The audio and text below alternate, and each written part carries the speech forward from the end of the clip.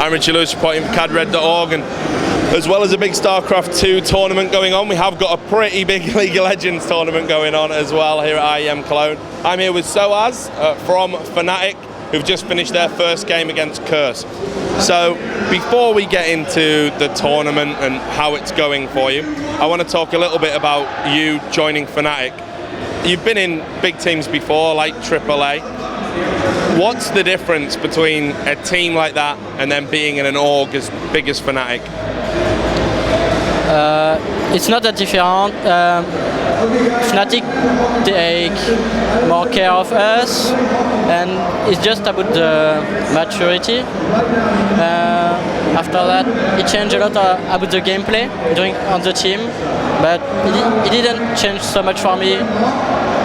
And it's good to improve my English as well. Yeah. Well, your English seems fine. If you can understand what I'm saying, you're doing very well.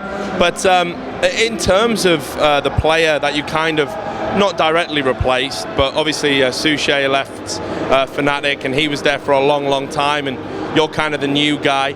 Do you feel that there's kind of big shoes to fill, that this version of fnatic can live up to what the old version achieved?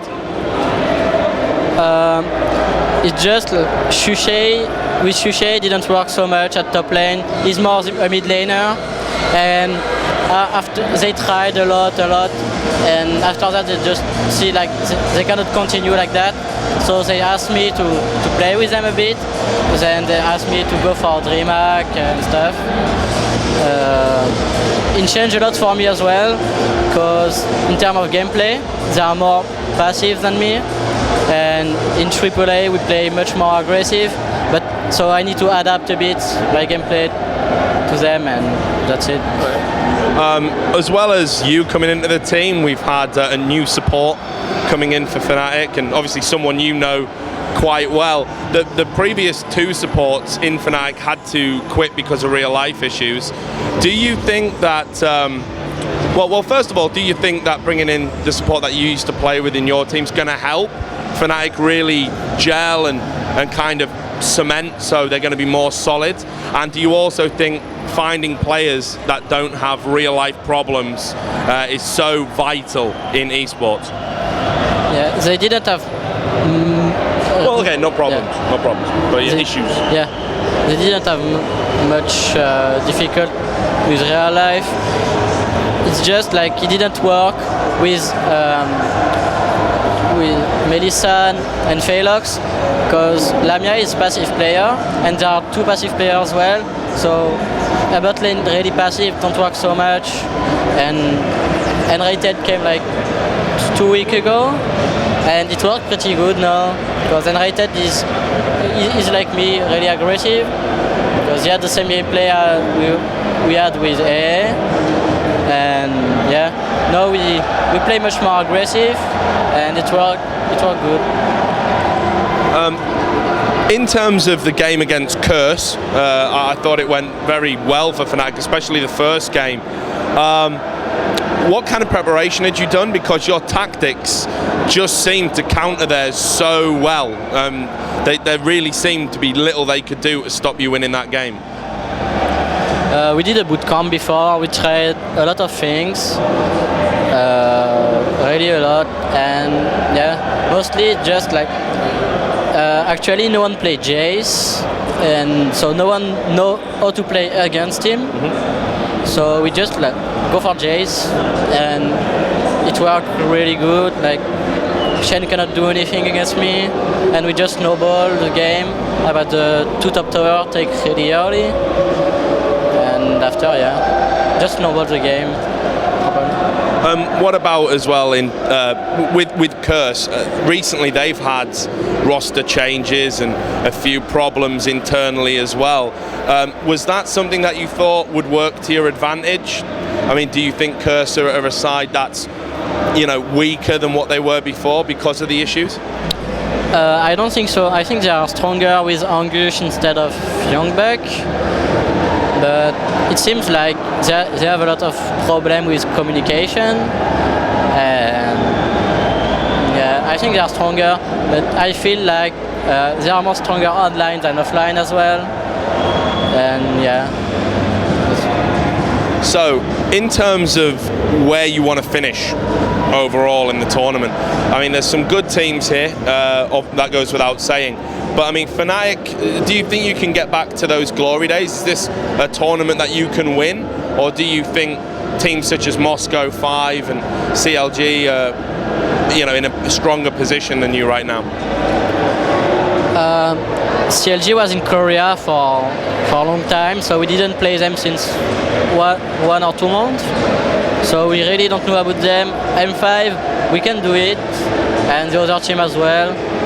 I don't know, it will depend. But we are confident. I mean, confident of top 3. Yeah. Right, Season 3 has been announced. I know lots of players are talking about it. Lots of players have different opinions about it. What's your personal opinion on some of the developments in Season 3 and where did Fnatic fit in with that? I mean, are you guys supporting what Riot are trying to do, or do you guys think that some of the changes aren't welcome? Of course, we support Riot, and I think they are doing great. They try to make League of Legends a real sport, and yeah, it's going like probably more tournament, like all this kind of thing, and I think the Season 3 is gonna be really good. Do you think that the policy on transfers and the new regulations they want to bring in about changing players, do you think that'll bring professionalism to League of Legends, which at the moment some people see it as very amateur or sloppy because of how teams behave and chop and change? I don't really have an opinion about this for the moment. I'm just waiting to see how it works, but I don't really know. What about, I mean, do you ever have to pinch yourself, like kind of, because League of Legends, I mean, obviously you've been playing it a while, since the start, and can you believe how big it's got? I mean, compared to how it was even at the start. I mean, it was big, but it wasn't this big. And then you've got $150,000, dollar prize tournaments, and 250,000 people watching a stream. Can you believe that the game has got as big as it has? I was playing Dota before, and I just come to League of Legends because I see it's going bigger and bigger and bigger. So I just swapped to League of Legends, and I'm not really surprised, but I think it's gonna grow again and again still. What about Dota 2 when that goes live? I mean, do you think, would you ever be tempted to kind of jump back, or are you totally League of Legends now? Because obviously we don't know how big Dota 2 is going to be because it's still in beta. So do you think that can challenge League of Legends when it does get its full release? I don't think so. It's just like on players, and Dota player will also up to Dota, and League of Legends will have still their players. I don't think so, but yeah. And I don't want to swap to Dota again, because of course I'm a pro player in League of Legends at the moment.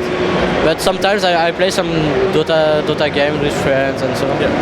So. Do you ever think that maybe you could be in a team that could play both games at the same time, or do you think you need to dedicate totally to one title? No, I don't think you can play both games. It's not possible. No. All right. Well, look, it's been great talking to you. Thanks a lot for taking the time to do the interview with us. Always nice to talk to the boys from Fnatic. To all the people out there at cadred.org, do stay tuned to our website. We're going to have more interviews just like this one from here at IEM Cologne Gamescom 2012.